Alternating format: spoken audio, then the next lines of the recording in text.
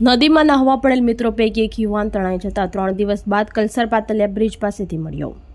વાપીના રાતાને છીરી વિસ્તારમાં રહેતા અને મૂળ ઉત્તર પ્રદેશના ગોરખપુરના વતની 28 વર્ષીય દીપક પાંડે નામના યુવાન દમણ અને પારડીના કલસર પાતલિયા બ્રિજ પાસે આવેલી સ્મશાન ભૂમિ પાછળ નદી કિનારેથી મૃતદેહ મળી આવતા સમગ્ર પંથકમાં અરેરાટી વ્યાપી ગઈ છે। પ્રાપ્ત માહિતી અનુસાર 3 દિવસ અગાઉ કોલક નદીમાં 3 થી 4 યુવાનો નહાવા પડ્યા હતા। આ દરમિયાન પાણીના ધસમસતા પ્રવાહમાં દીપક પાંડે તણાઈ ગયો હતો। ઘટનાની જાણ થતાં નાના પોંડા પોલીસ અને વાપી મહાનગરપાલિકાની ફાયર બ્રિગેડની ટીમે તાત્કાલિક સ્થળ ઉપર પહોંચીને 2 દિવસ સુધી સઘન રેસ્ક્યુ ઓપરેશન હાથ ધર્યું હતું, પરંતુ નદીમાં પાણીનો પ્રવાહ ખૂબ જ તેજ હોવાના કારણે યુવાનની કોઈ ભાળ મળી ન હતી।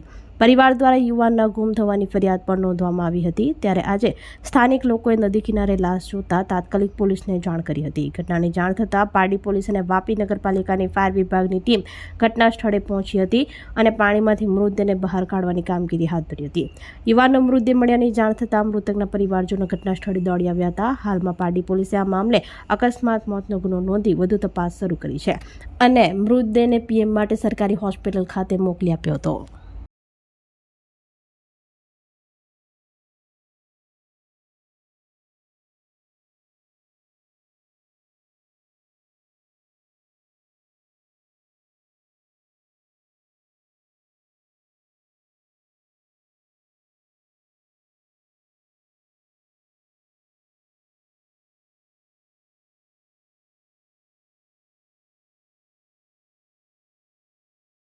આપણી સંકલ્પ ન્યૂઝ ચેનલને સબસ્ક્રાઇબ અને લાઇક કરો, બેલ આઇકન દબાવો જેથી આવનાર ન્યૂઝ અપડેટ્સની નોટિફિકેશન આપના મોબાઈલ પર સૌથી પહેલા પહોંચે।